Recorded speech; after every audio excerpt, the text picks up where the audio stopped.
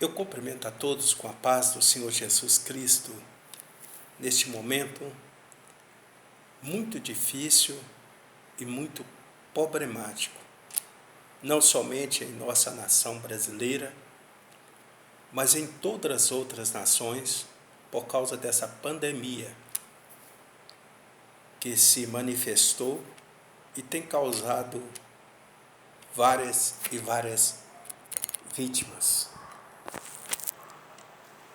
E é muito interessante que no meio dessa grande adversidade, aonde tem gerado caos em todas as áreas políticas, social, econômica, nós podemos abranger um tema fundamental da palavra de Deus, que é a salvação.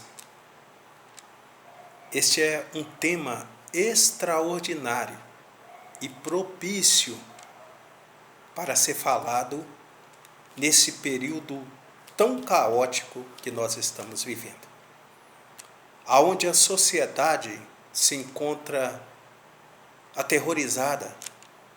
Algumas pessoas estão com muito medo, pessoas até mesmo em pânico, pessoas que não têm onde se agarrar. É nesse momento que nós precisamos estar falando acerca da salvação pessoal em nosso Senhor e Salvador Jesus Cristo. Eu gostaria de meditar na primeira carta de Paulo a Timóteo, no capítulo de número 2, a partir do versículo de número 4, que está escrito assim: o qual deseja que todos os homens sejam salvos e cheguem ao pleno conhecimento da verdade. Portanto, há um só Deus e um só mediador entre Deus e os homens, Cristo Jesus, o homem, o qual a si mesmo se deu em resgate por todos. Testemunho que se deve prestar em tempo oportuno. Eu observo que este é um tempo oportuno para a gente falar desse tema tão importante e tão predominante dentro da palavra de Deus. Quando o apóstolo Paulo escreve a Timóteo, ele fala de um desejo de Deus. O desejo de Deus é que todos os homens venham ser salvos e que possa ter o pleno entendimento da verdade. Nós observamos que Deus, ele abrange a salvação a todos. A Bíblia diz que Deus amou o mundo de tal maneira que deu o seu Filho unigênito, para que todo aquele que nele crê não pereça, mas que tenha a vida eterna. Evangelho de João, capítulo de número 3, versículo de número 16. O apóstolo Paulo, em Romanos, capítulo de número 3, versículo de número 23, diz que todos pecaram e destituídos estavam da glória de Deus. Em Romanos, no capítulo de número 6, no versículo de número 23, o apóstolo Paulo diz que o salário do pecado é a morte, mas o dom gratuito de Deus é a vida eterna em Cristo Jesus, nosso Senhor. Então, todos nós estávamos destituídos da presença de Deus.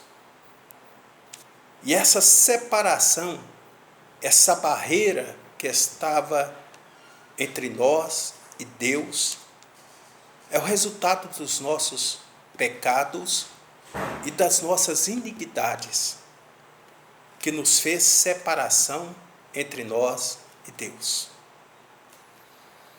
Então houve a necessidade de trabalhar de um projeto de Deus para que essa barreira que estava impedindo o ser humano de estar na presença de Deus fosse quebrada, fosse destruída. E o que é a salvação?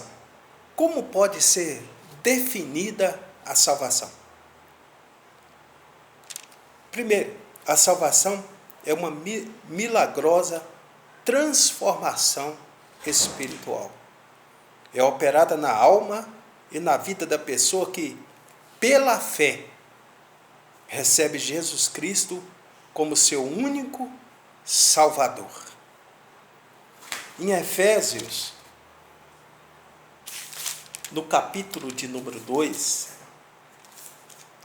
Efésios, capítulo de número 2, o versículo de número 8 e o versículo de número 9, porque pela graça sois salvos, mediante a fé, e isso não vem de vós, é dom de Deus, não de obras, para que ninguém se glorie. Observe bem que esse extraordinário projeto de salvação, isso não partiu de homem algum, isso é projeto de Deus para os homens. E esse projeto é mediante a fé, é mediante nós crermos no sacrifício de nosso Senhor e Salvador Jesus Cristo na cruz do Calvário. O apóstolo Paulo, em 2 Coríntios, no capítulo de número 5, o apóstolo Paulo vai dizer, no versículo de número 17, e assim, se alguém está em Cristo, nova criatura é. As coisas antigas já passaram, e eis que se fizeram novas. Olha que extraordinária transformação quando nós aceitamos a Jesus Cristo como único e suficiente Salvador da nossa vida. Em João, no capítulo de número 1, no versículo de número 12, vai trazer um extraordinário versículo que revela algo muito especial e fundamental para a vida de todos nós. É interessante nós observarmos esse versículo no capítulo de número 1 de João, o versículo de número 12. Mas a todos quanto receberam quem? Jesus como único e suficiente Salvador.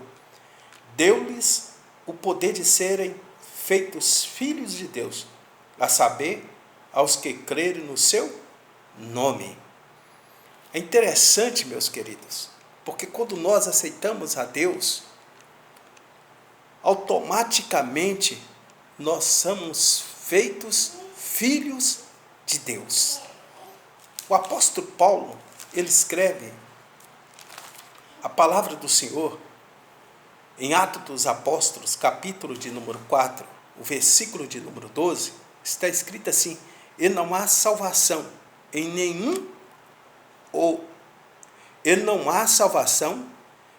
nenhum outro, porque debaixo do céu não existe nenhum outro nome dado entre os homens pelo qual importa que sejamos salvos. A salvação da nossa alma, ela só vem através de nosso Senhor e Salvador Jesus Cristo. Quando nós o aceitamos como único e suficiente Salvador das nossas almas. No capítulo de número 3 do Evangelho de João, o versículo de número 5, e esta passagem é um extraordinário diálogo entre Jesus e Nicodemos. o versículo de número 5, o próprio Senhor Jesus Cristo vai dizer: em verdade te digo, que quem não nasce da água e do Espírito não pode entrar no reino de Deus. O que é nascido da carne é carne, e o que é nascido do Espírito é Espírito. Olha que passagem fundamental, esta passagem. É uma passagem que nos reflete a nós aceitarmos a Cristo, aceitarmos a sua palavra e passarmos pelas orientações da palavra de Deus. E quando nós fazemos isso de livre e espontânea vontade pela fé, nós temos acesso à presença de Deus.